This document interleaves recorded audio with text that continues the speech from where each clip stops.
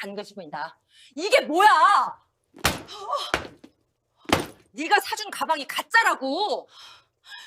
이야기 시작 전 무료인 구독과 좋아요로 복 많이 받아가세요. 늦가을 오후 강남 타워팰리스 43층에서 날카로운 목소리가 울려 퍼졌습니다. 도대체 뭐라는 거야, 민지야. 그 소리는 300평 펜트하우스를 가로질러 주방까지 날아왔습니다. 민지는 부엌에서 시어머니가 좋아하는 전복죽을 끓이다가 그 소리에 손을 멈췄습니다. 냄비 위로 피어오르는 김 사이로 그녀의 얼굴이 굳어갔습니다. 앞치마를 두른 채 거실 쪽으로 나갔습니다. 거실 한가운데서 시어머니 정희가 명품 가방을 바닥에 내던지고 있었습니다. 61살의 그녀는 최신 명품 정장을 입고 민지를 노려보며 또다시 소리쳤습니다.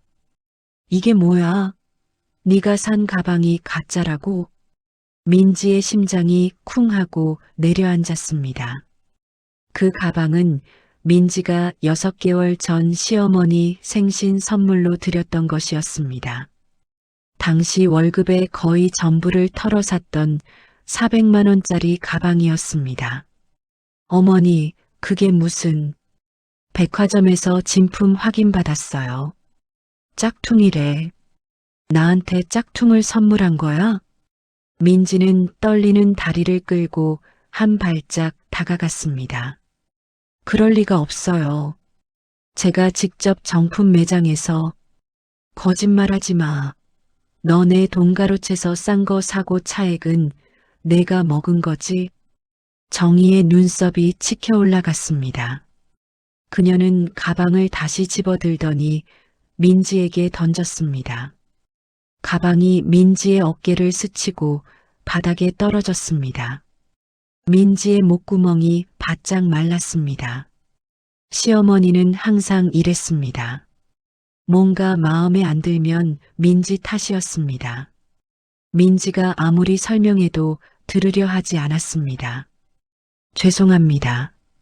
제가 다시 확인해 볼게요. 민지는 입술을 꽉 깨물었습니다. 혀끝에서 피맛이 났습니다. 속으로 10가지 세웠습니다.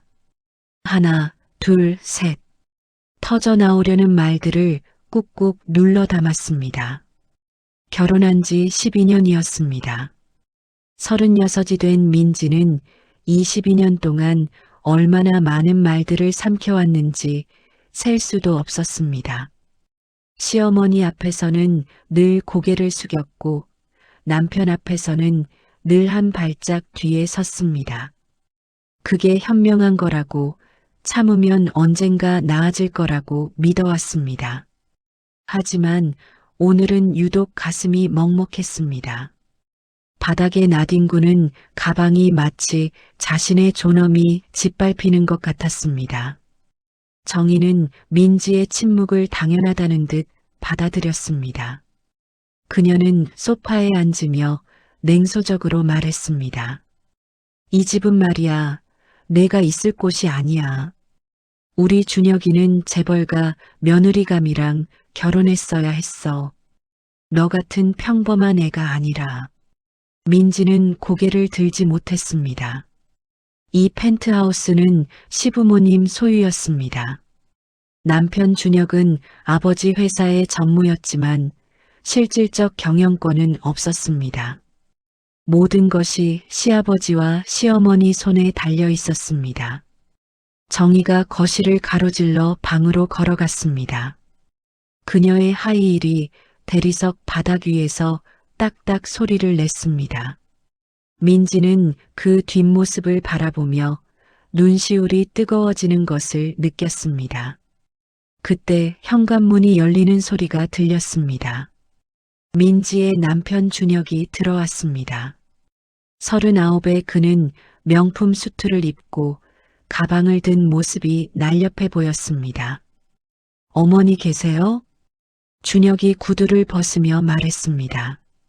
그의 시선이 민지를 스쳐 지나갔습니다. 마치 투명 인간을 보는 것처럼요. 정희가 방에서 나와 아들에게 다가갔습니다. 그래, 우리 아들. 오늘 일 많이 했어? 네, 좀 바빴어요. 저 가방이 왜 바닥에? 준혁이 떨어진 가방을 보며 눈살을 찌푸렸습니다. 민지는 속으로 작은 기대를 품었습니다. 남편이라도 자신의 편을 들어주길 바랐습니다. 어머니, 그 가방은 민지가 정성껏 준비한 건데요. 민지의 가슴이 살짝 뛰었습니다. 남편이 자신의 편을 들어주는 것일까요? 하지만 준혁의 다음 말이 그 기대를 산산조각 냈습니다. 그래도 짝퉁을 들였다는 건 문제네요.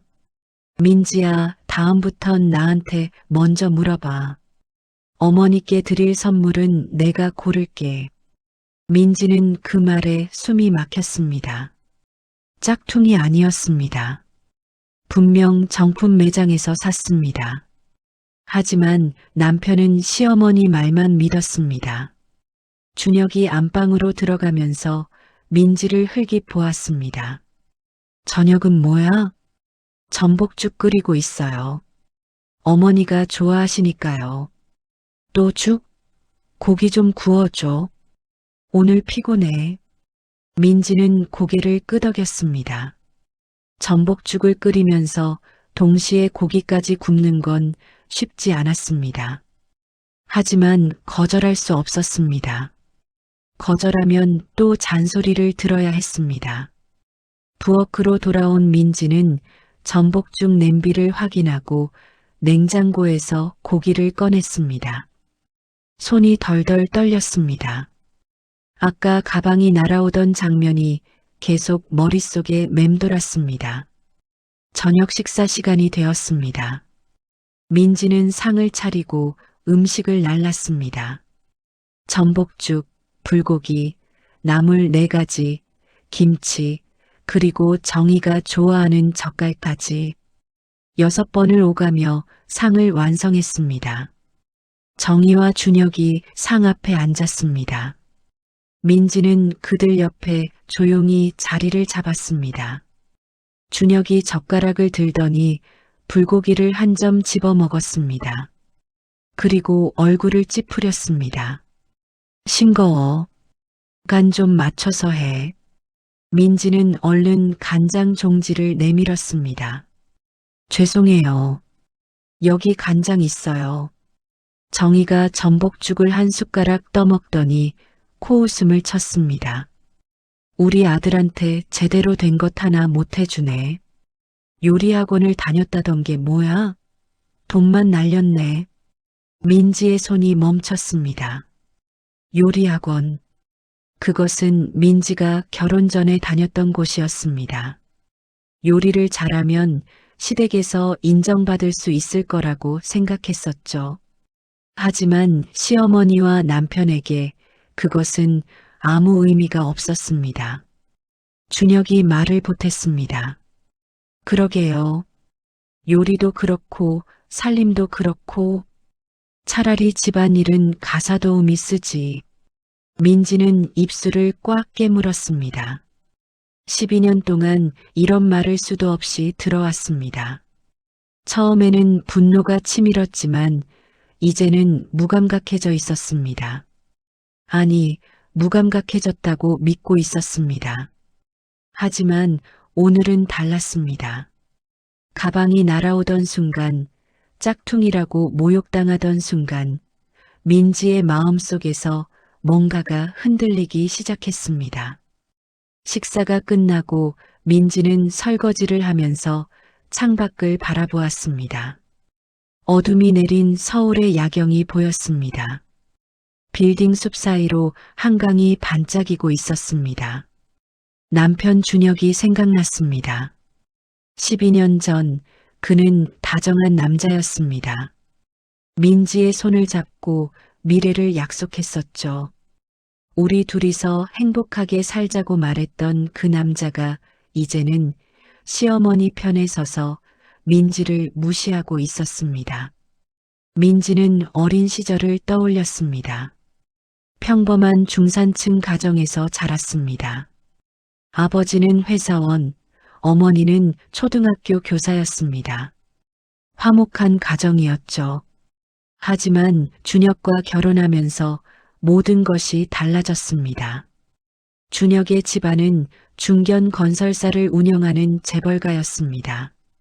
시부모님은 처음부터 민지를 탐탁지 않아 했습니다. 평범한 집안애라고 불렀죠. 하지만 준혁이 민지를 좋아한다며 고집을 부려 결혼이 성사되었습니다. 결혼 후 민지는 점점 자신을 잃어갔습니다. 시부모님을 모시고 살면서 매일이 전쟁이었습니다.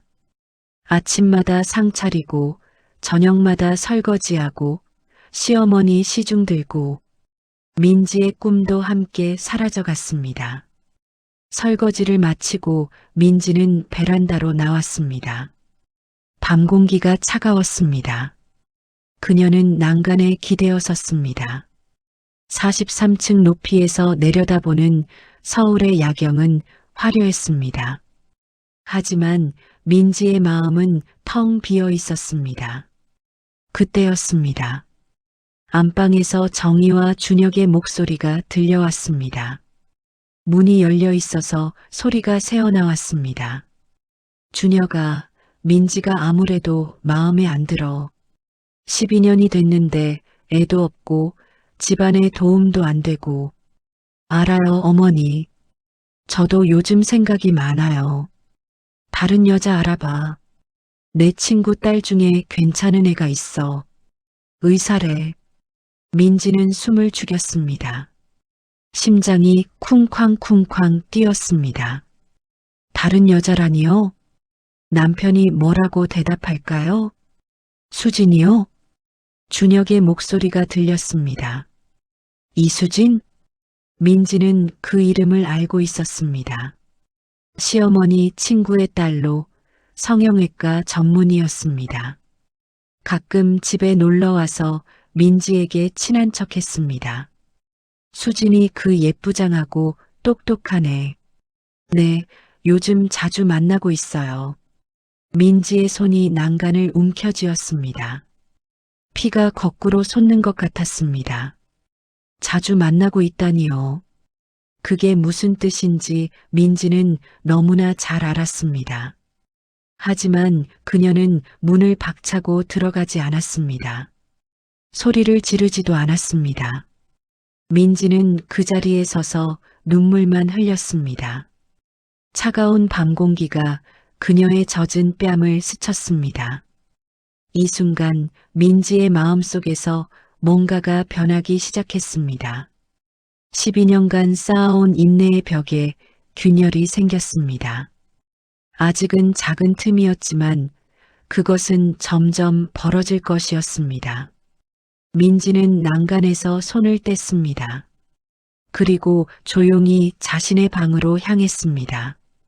창문 너머로 한강이 어둠 속에서 빛나고 있었습니다.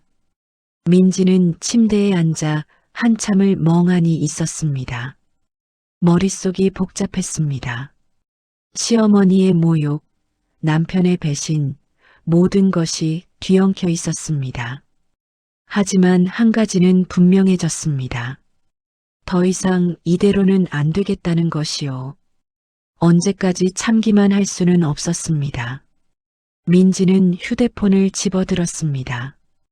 연락처를 뒤적이다가 한 번호에서 멈췄습니다. 강민수 변호사, 대학 동기였던 분이었습니다. 졸업 후로 한 번도 연락하지 않았지만 지금은 그 사람이 떠올랐습니다. 민지는 번호를 눌렀다가 다시 내려놓았습니다. 아직은 아니라는 생각이 들었습니다. 뭔가 더 확실한 증거가 필요했습니다. 감으로 움직여서는 안 되었습니다. 그녀는 휴대폰을 베개 옆에 내려놓고 눈을 감았습니다. 하지만 잠은 오지 않았습니다.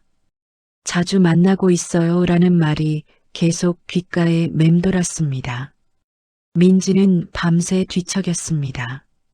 그리고 새벽이 되어서야 겨우 잠이 들었습니다.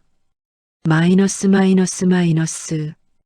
다음 날 아침 민지는 평소처럼 일어나 아침상을 차렸습니다. 정희와 준혁은 아무 일도 없었다는 듯이 밥을 먹었습니다. 민지도 아무 일도 없었다는 듯이 웃었습니다. 하지만 그 웃음 뒤에는 어젯밤과는 다른 무언가가 자리 잡고 있었습니다. 차갑고 단단한 것이었습니다. 결심이라고 부를 수도 있겠죠. 아침 식사 후 준혁이 출근하고 정희가 외출하자 민지는 조용히 서재로 향했습니다. 12년 동안 한 번도 들어가 보지 못했던 준혁의 개인 서재였습니다. 문을 열자 깔끔하게 정돈된 책장과 책상이 보였습니다. 민지는 떨리는 손으로 책상 서랍을 열었습니다. 영수증과 서류들이 가지런히 정리되어 있었습니다. 하나씩 확인하기 시작했습니다. 호텔 숙박 영수증, 명품 매장 영수증, 고급 레스토랑 영수증. 날짜를 보니 모두 최근 6개월 사이의 것들이었습니다. 준혁이 야근한다고 했던 날들과 정확히 일치했습니다. 민지는 하나하나 사진을 찍었습니다. 손이 떨렸지만 멈추지 않았습니다. 서랍 깊숙한 곳에서 작은 상자가 나왔습니다. 열어보니 다이아몬드 목걸이가 들어 있었습니다. 영수증을 보니 1,200만 원짜리였습니다. 수진에게 줄 선물이 분명했습니다. 민지의 손이 떨렸습니다. 분노가 아니라 허탈함 때문이었습니다. 12년 동안 자신에게는 결혼기념일 선물도 제대로 해주지 않던 남자가 다른 여자에게는 이렇게 비싼 선물을 사주고 있었습니다. 하지만 민지는 감정을 눌렀습니다. 지금은 증거를 모을 때였습니다. 상자를 원래대로 돌려놓고 서재를 나왔습니다. 그날 밤 민지는 클라우드에 접속해 모든 자료를 정리했습니다. 폴더를 만들어 분류했습니다. 외도 증거, 재산 관련 시어머니 폭언. 파일이 점점 쌓여갔습니다. 며칠 후 민지는 뜻밖의 증거를 얻게 되었습니다. 정희가 친구와 통화하는 내용이었습니다. 그래, 우리 준혁이가 요즘 좋은 사람 만났대. 수진이라고 의사야. 예쁘고 능력도 있어. 민지보다 100배는 나아. 정희의 목소리가 거실까지 들렸습니다. 민지는 부엌에서 귀를 기울였습니다. 이혼하게 해야지. 민지가 뭘 가진 게 있어야 위자료를 주지. 빈손으로 내보내면 돼. 민지는 주먹을 꽉 쥐었습니다. 빈손으로 내보낸다고요? 12년을 바친 자신을 그렇게 쉽게 버리겠다고요? 그날 저녁 준혁이 민지를 불렀습니다. 거실 소파에 앉아 진지한 표정을 짓고 있었습니다. 정희도 옆에 앉아 있었습니다. 민지야, 할 말이 있어. 준혁의 목소리가 차가웠습니다. 민지는 그 앞에 섰습니다. 심장이 빠르게 뛰었습니다. 드디어 올 것이 오는 건가요? 우리 결혼 생활 솔직히 행복하지 않았잖아.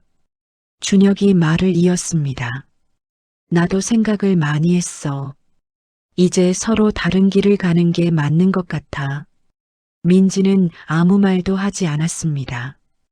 예상했던 순간이었습니다. 정희가 끼어들었습니다. 그래, 민지야. 너도 좋은 사람 만나. 깔끔하게 헤어지자. 깔끔하게. 민지는 속으로 웃었습니다. 모든 것을 빼앗고 내쫓으려는 게 깔끔한 거라고요? 생각해 볼게요. 민지가 조용히 대답했습니다.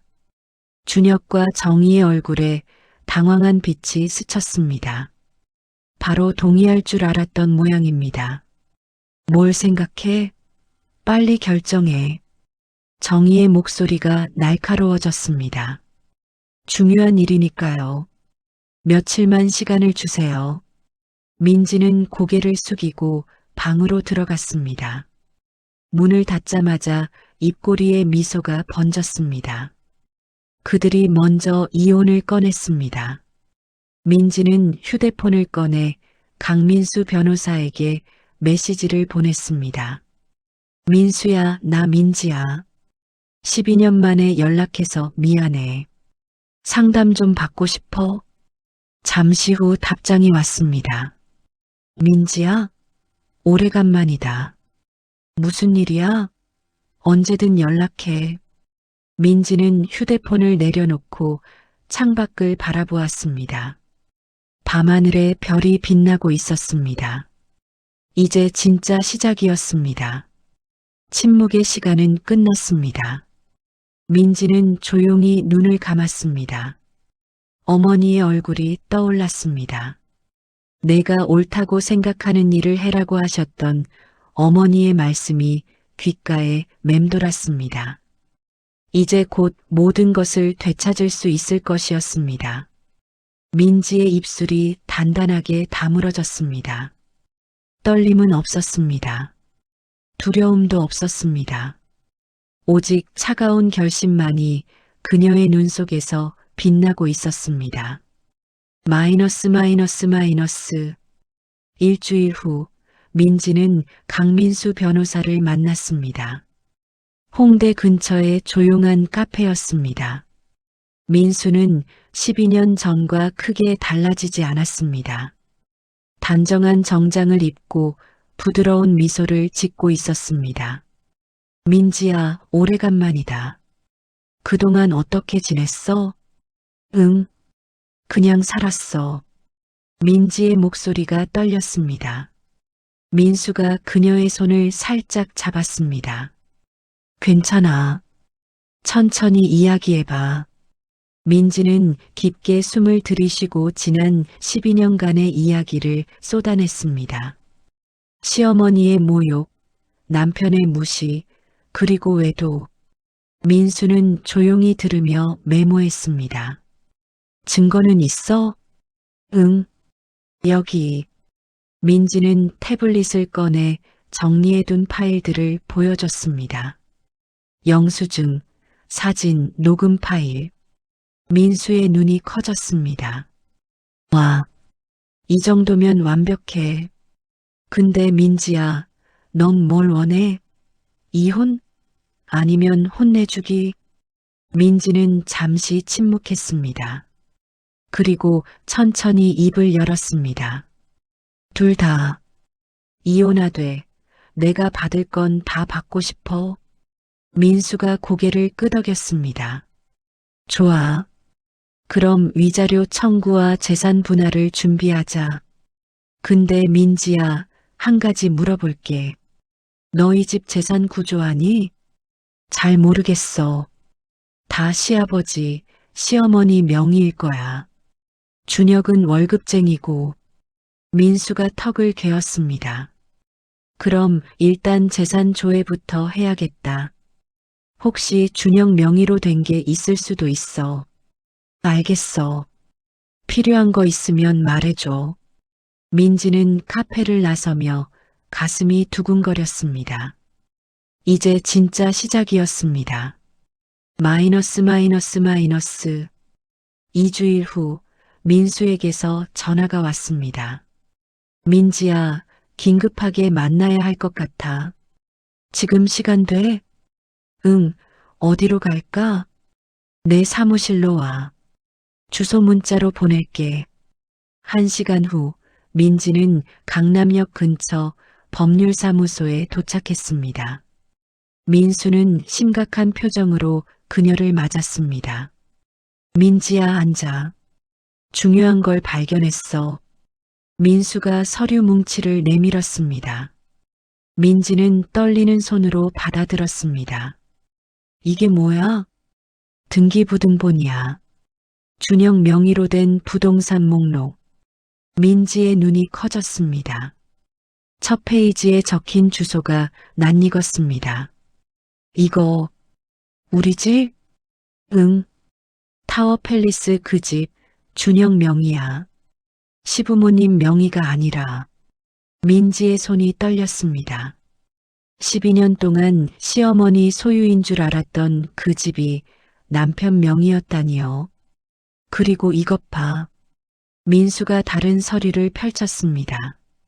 강남의 오피스텔 3채, 분당의 아파트 1채, 전부 준영 명의야.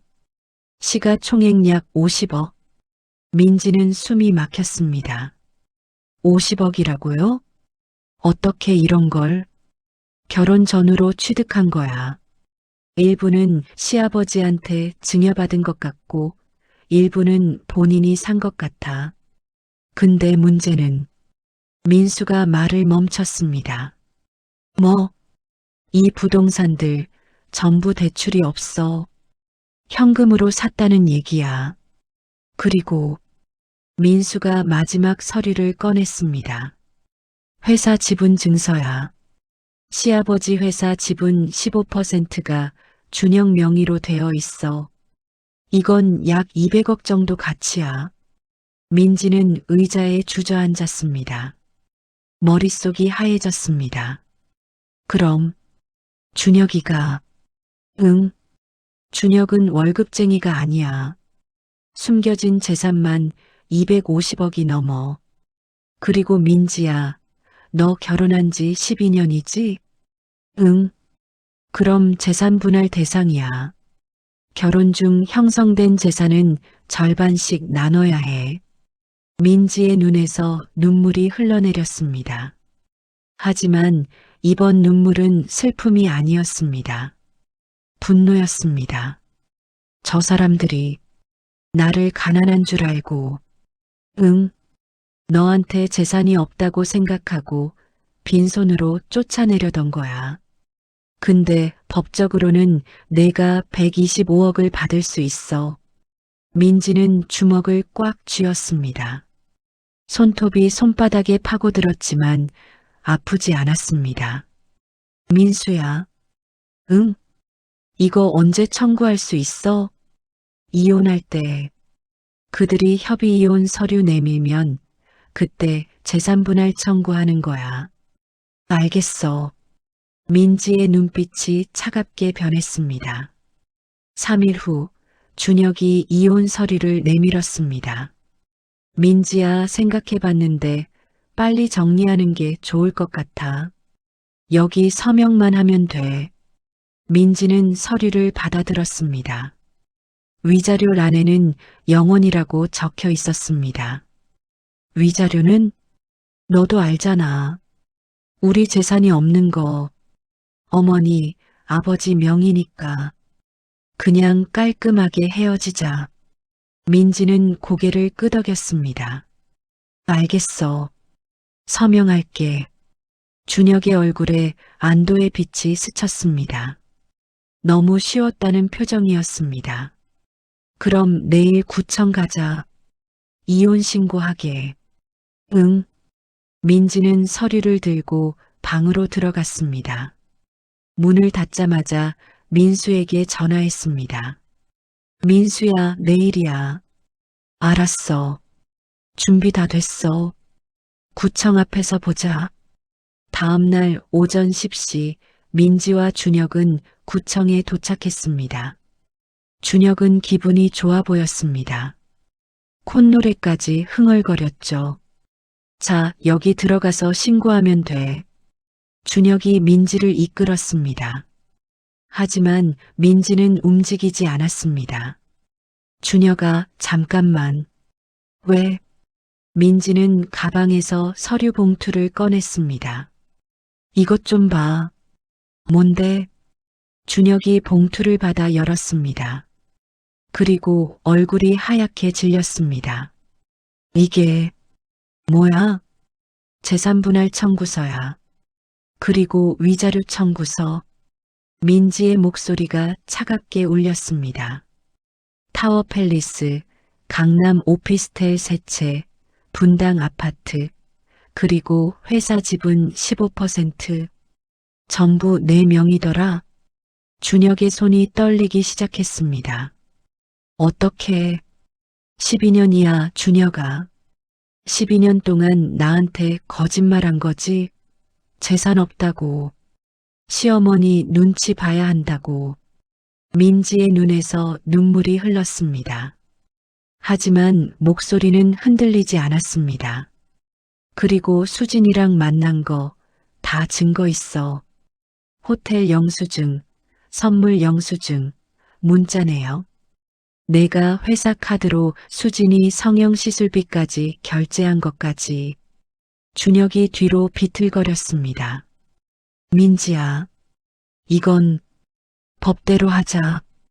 재산 분할 125억, 위자료 10억, 총 135억 내놔. 그때 뒤에서 정희의 목소리가 들렸습니다. 뭐라고? 정희가 달려왔습니다. 준혁한테서 서류를 빼앗아 읽더니 얼굴이 불그락푸르락 변했습니다. 이게 무슨 짓이야? 너 미쳤어? 미친 건 어머니예요. 민지가 정희를 똑바로 바라보았습니다. 12년 동안 저 무시하고 모욕하고 가짜 가방이라고 던지고 그러고도 빈손으로 내보내려 했잖아요. 그게 어머니, 전 한 번도 어머니한테 잘못한 적 없어요. 매일 아침 상 차리고 매일 저녁 설거지하고 12년 동안 시중 들었어요. 그런데 돌아온 건 뭐였죠? 민지의 목소리가 떨렸습니다. 모욕이었어요. 무시였어요. 그리고 배신이었죠. 정희가 입을 열려다 닫았습니다. 말문이 막힌 것 같았습니다. 민수 변호사가 나타났습니다. 안녕하세요. 윤민지 씨 대리인 강민수 변호사입니다. 협의가 안 되면 소송으로 갈 준비되어 있습니다. 준혁이 민수를 보며 이를 갈았습니다. 135억이라고? 말도 안 돼. 말이 됩니다. 결혼 중 형성된 재산은 부부 공동 재산이에요. 그리고 외도에 대한 위자료는 판례상 충분히 인정됩니다. 민수가 차분하게 설명했습니다. 증거도 충분히 확보되어 있고요. 소송 가면 더 불리하실 겁니다. 협의하시죠. 준혁과 정희는 아무 말도 하지 못했습니다. 마이너스. 2주 후 합의가 이루어졌습니다. 재산 분할 100억, 위자료 8억, 총 108억이었습니다. 민지가 조금 양보한 금액이었지만 그래도 충분했습니다. 타워 팰리스는 민지가 가져가기로 했습니다. 준혁과 정희는 일주일 안에 나가야 했습니다. 이혼 신고가 완료된 날 민지는 타워 팰리스로 돌아왔습니다. 현관 앞에 짐가방들이 놓여 있었습니다. 준혁과 정희의 것들이었습니다. 정희가 나왔습니다. 얼굴이 초췌해져 있었습니다. 민지야. 예, 어머니. 민지의 목소리는 담담했습니다. 미안해. 내가 잘못했어. 정희의 눈에서 눈물이 흘렀습니다. 하지만 민지의 마음은 움직이지 않았습니다. 어머니, 12년 동안 저한테 한 번이라도 사과하셨으면 달랐을 거예요. 근데 어머니는 한 번도 저를 사람으로 안 봤잖아요. 이제 가세요. 더 이상 어머니 아니에요. 민지는 문을 열고 집 안으로 들어갔습니다. 뒤에서 정희가 울음을 터뜨리는 소리가 들렸지만 민지는 돌아보지 않았습니다. 6개월이 흘렀습니다. 봄이 왔습니다. 민지는 타워 팰리스 거실에서 창밖을 바라보고 있었습니다. 한강이 햇살에 반짝이고 있었습니다. 테이블 위에는 사업자 등록증이 놓여 있었습니다. 민지 심리상담센터. 민지가 새로 시작한 사업이었습니다. 대학 때 심리학을 전공했던 민지는 결혼 후 꿈을 접었었습니다. 하지만 이제 다시 시작할 수 있었습니다. 이혼 합의금으로 상담센터를 열고 제대로 된 자격증도 땄습니다. 휴대폰이 울렸습니다. 민수였습니다. 민지야, 어때? 사업 잘 돼가? 응, 생각보다 상담 문의가 많이 와. 고마워, 민수야. 내가 없었으면 못했을 거야. 아니야.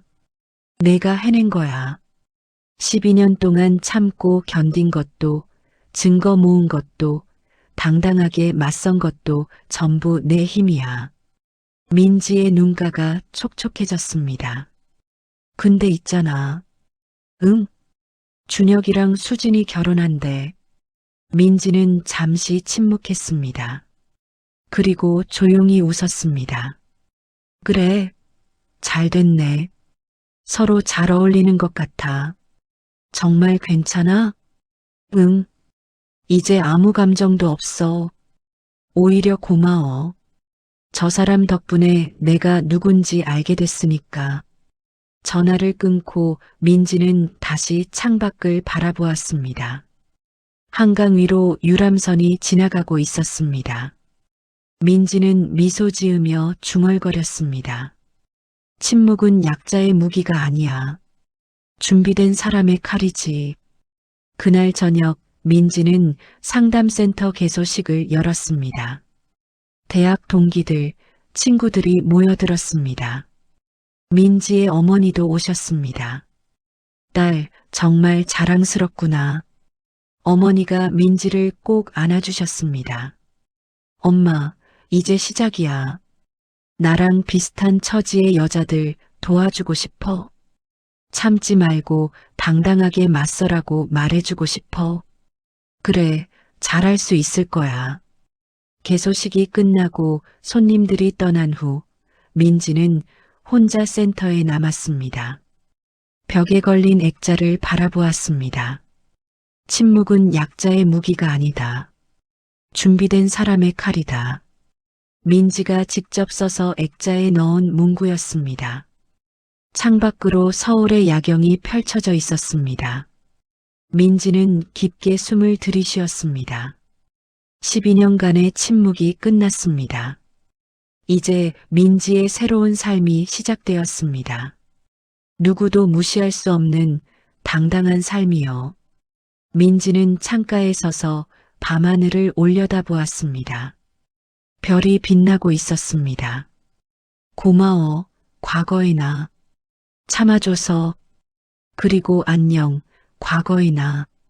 이제 나는 자유야. 민지의 입가에 미소가 번졌습니다. 눈물도 분노도 없는 평온한 미소였습니다. 새로운 아침이 밝아오고 있었습니다. 그리고 민지의 새로운 인생도 함께 시작되고 있었습니다. 1년 후, 민지의 상담센터는 서울에서 가장 유명한 곳 중 하나가 되었습니다. 특히 가정폭력, 시댁 갈등, 이혼 상담 분야에서 입소문이 났습니다. 어느 날 한 여자가 상담센터 문을 두드렸습니다. 30대 초반으로 보이는 그녀는 눈물로 범벅이 되어 있었습니다. 저 시어머니한테 매일 무시당하고 있어요. 남편도 저 편이 아니고 12년째 참고 있는데. 민지는 그 여자의 손을 잡았습니다. 괜찮아요.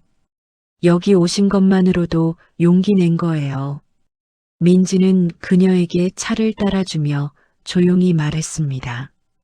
제 이야기 좀 들려드릴까요? 저도 똑같았거든요. 그날 오후 민지는 자신의 이야기를 들려주었습니다. 12년간의 침묵, 증거 수집, 그리고 반격. 그 여자는 눈을 크게 뜨고 들었습니다. 정말 그렇게 하신 거예요? 네. 쉽지 않았어요. 하지만 할 수 있었어요. 그리고 당신도 할 수 있어요. 상담이 끝난 후 그 여자는 달라진 표정으로 센터를 나갔습니다. 눈에 힘이 들어가 있었습니다. 민지는 창가에 서서 그녀의 뒷모습을 지켜보았습니다. 화이팅! 민지가 작게 속삭였습니다. 그날 밤 민지는 일기를 썼습니다. 오늘도 한 명의 여자를 도왔다. 12년 전에 나처럼 무기력했던 여자. 하지만 이제 그녀의 눈에 빛이 보였다. 참는 것만이 답이 아니라는 걸, 당당하게 맞설 수 있다는 걸 알려줄 수 있어서 기쁘다.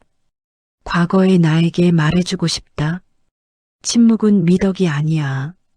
존중받지 못하는 관계에서 참는 건 포기야. 진짜 용기는 맞서는 거야. 준비하고 계획하고 당당하게 내 권리를 찾는 거야. 이혼은 끝이 아니었다.